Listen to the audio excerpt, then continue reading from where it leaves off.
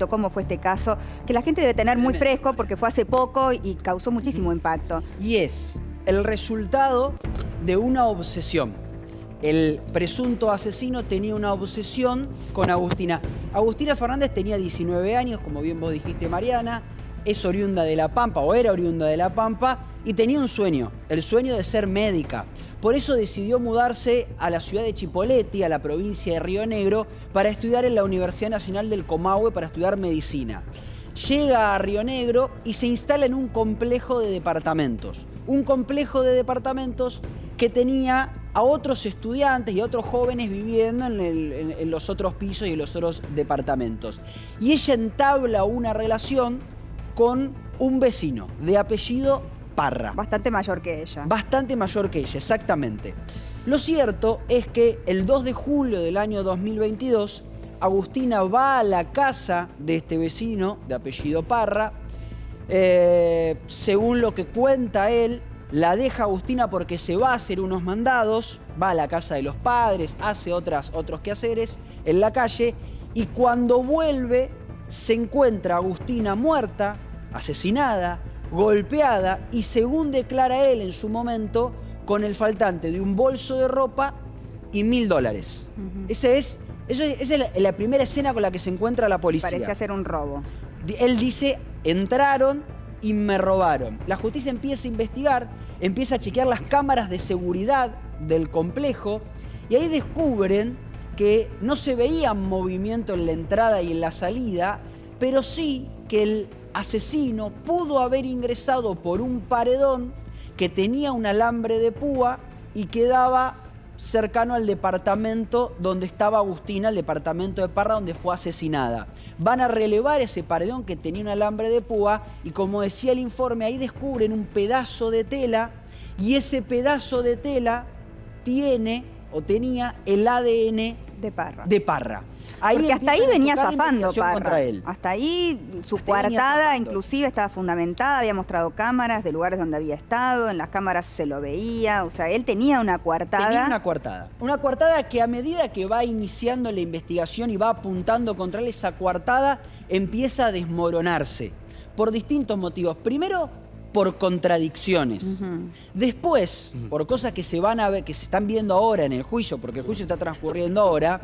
Se va a saber, por ejemplo, que cuando se le hace una requisa semanas y meses después del crimen, cuando todavía está en libertad, él ya se había mudado a otro lado, le encuentran adentro de la casa elementos que él decía que le habían robado con el supuesto delincuente. De hecho, los dólares también, ¿no? Que supuestamente le habían desaparecido. Él llama días después del crimen para vender $400. Cuando él dijo y declaró que los $1000, que era su único ahorro, se los habían robado. ¿De dónde saca $400 para vender si en teoría le habían robado los $1000? Lo cierto es que comienza la investigación se centra en él hasta que finalmente, con el dato del ADN en el pedazo de tela que queda en el alambre de púa, van y lo detienen. Y comienza el juicio, que tiene varios detalles importantes.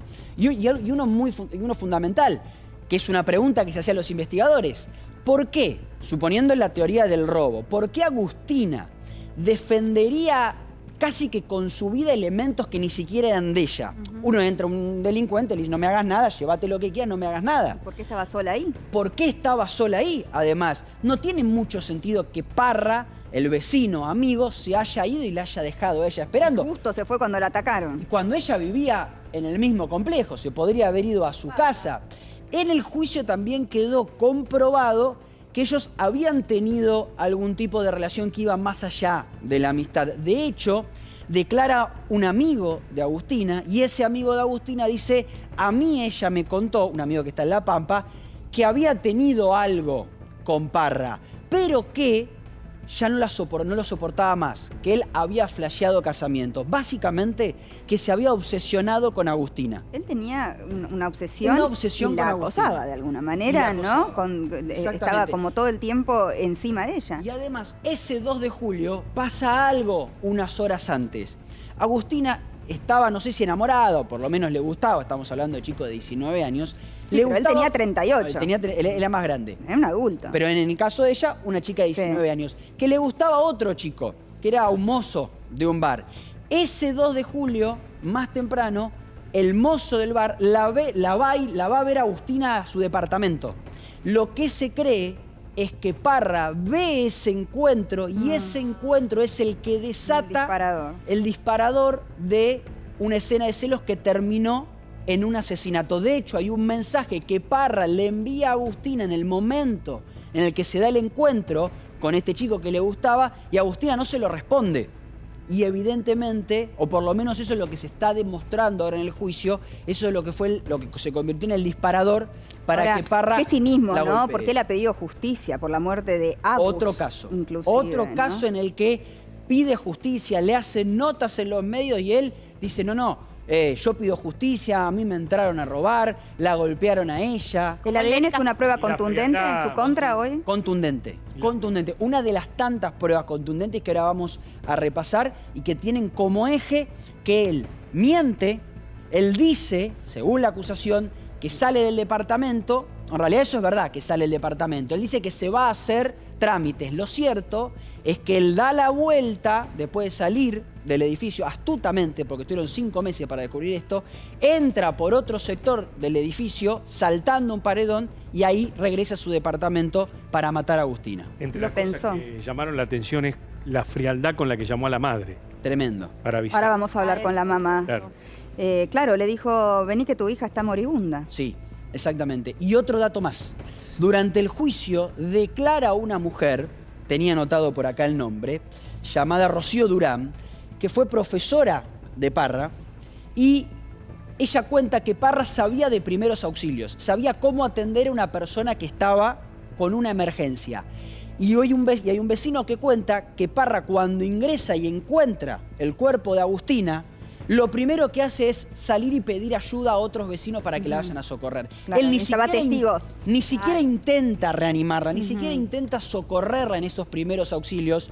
¿Por qué cree la justicia? Porque ella sabía que ¿No estaba hubo muerta. testigos de gritos, digamos, No. ese ataque que sufrió Por lo menos Agustina? no que hayan declarado hasta ahora en el juicio, que es lo que se está ventilando públicamente. Que fue un ataque cruel, violento. Un ataque cruel. Lo que sí se sabe es que Agustina, puede ser que haya alguien que haya escuchado gritos, o por lo menos que Agustina haya gritado, porque en un Ella se momento, quiso defender. Claro, de hecho en un momento da la sensación, según la reconstrucción, que Agustina trata de abrir una puerta para escapar y él la termina lastimando cerrándole la puerta en la mano.